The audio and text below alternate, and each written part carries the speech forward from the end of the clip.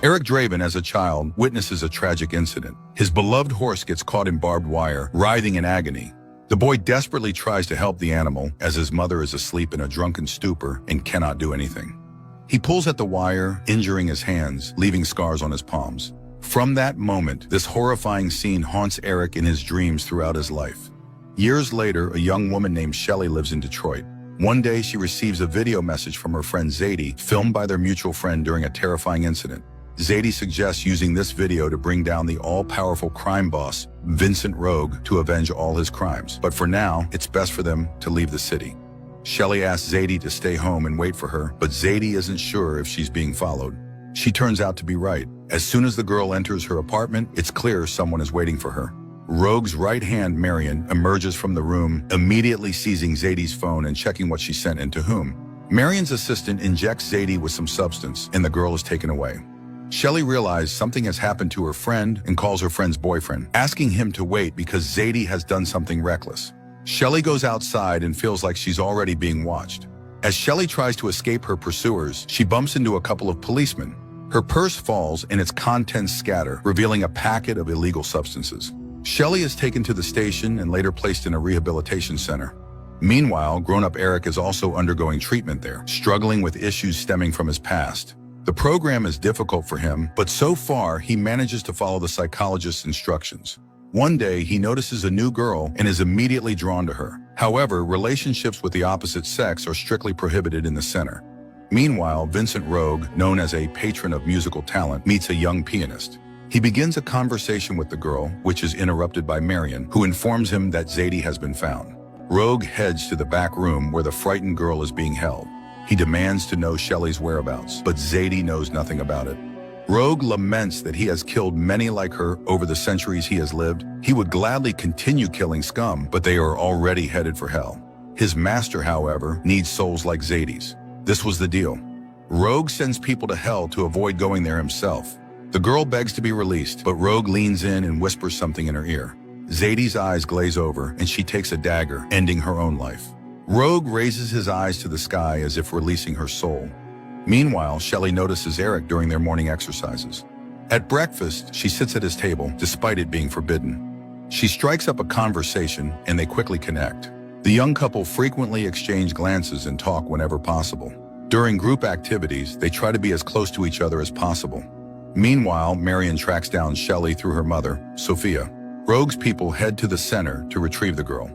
On that day, Shelley stops by Eric's room and sees his drawings. Some of them feature her, which she likes. She also reads the texts Eric has written and realizes they could easily become songs as she plays some musical instruments. Eric suggests they team up and create something together, and the girl agrees. Just then, an announcement is made that Shelley has visitors. Eric looks out of the room and reassures Shelley, mistaking Marion for a lawyer. But when Shelley sees the woman, she is terrified. She asks Eric to help her hide, though she doesn't know how in the center. Eric leads her to the laundry room and shows her windows that lead to freedom. But first, they need to remove the tracker. After freeing Shelley from her bracelet, Eric does the same. When the girl asks why, Eric smiles and says he's tired of the center and intends to go with her. The couple successfully escapes and, after climbing over a fence, flees into the woods. Soon they reach a forest road and stop the first truck that agrees to take them to the city.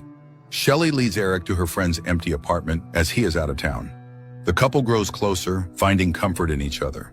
They spend quality time together, talk a lot, reminisce about their past lives, and make plans for the future.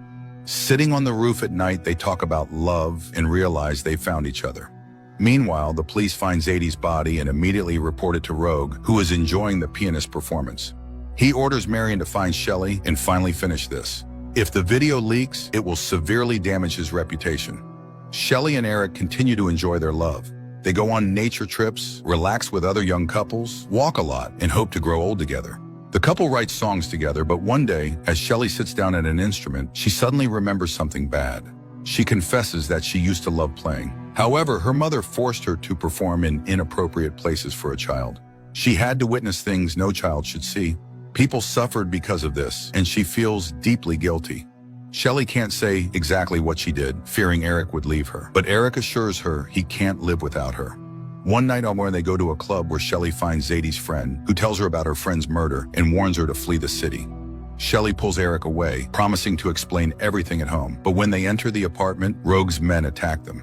Eric and Shelley die. Sinking into the realm between life and death, the lovers are separated. Shelley is plunged into the abyss, while Eric ends up in limbo, a place where souls await their judgment.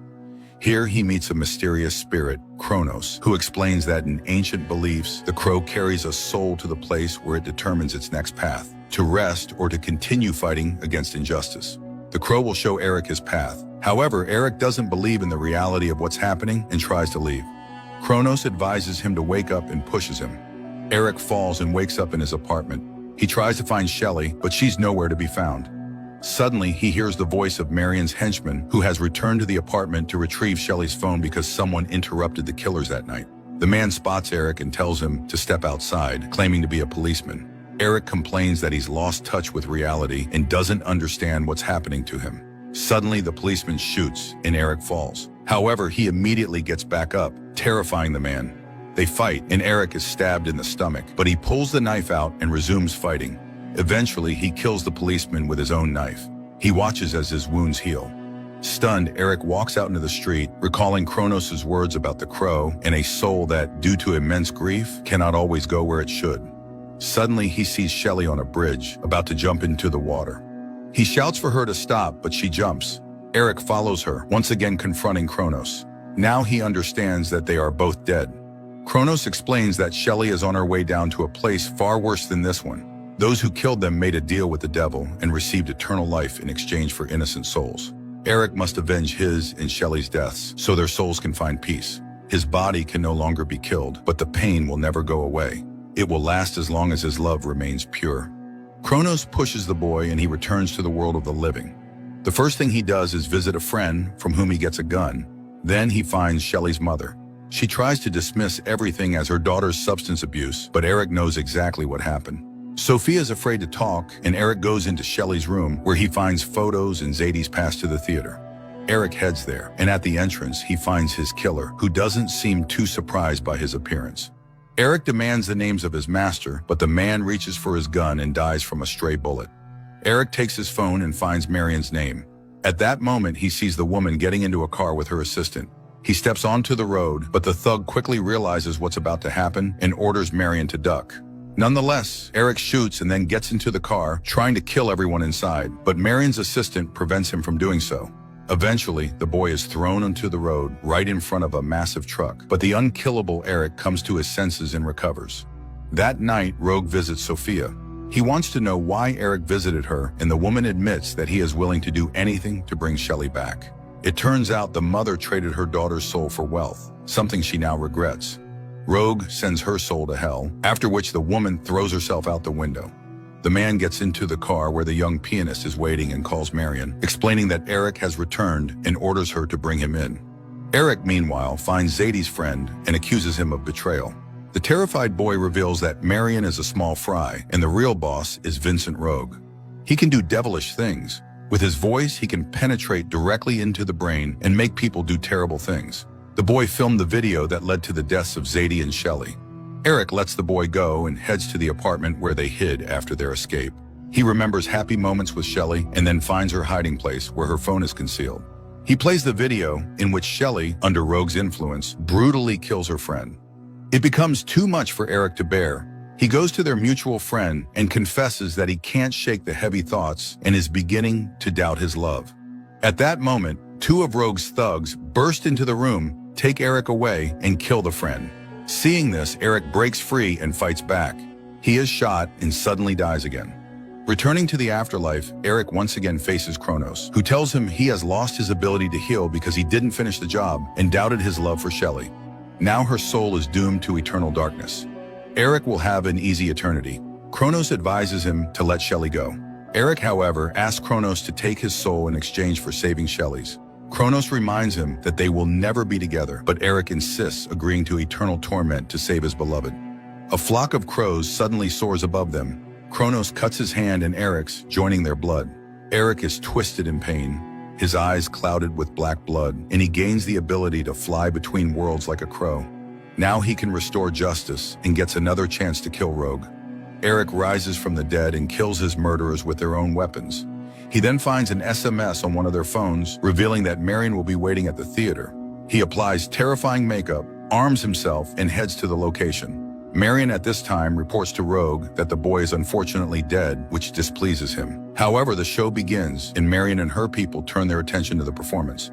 Eric enters the theater and eliminates Rogue's guards one by one. They try to stop him, but the boy coldly clears his path, leaving dead bodies behind. Neither knives nor bullets affect him, and his wounds heal instantly. Marion reports this to Rogue, and he thanks her for her service. Meanwhile, Eric reaches Marion's balcony and demands to know Rogue's location. Reluctantly, she gives him the address before Eric beheads her, as well as her guard.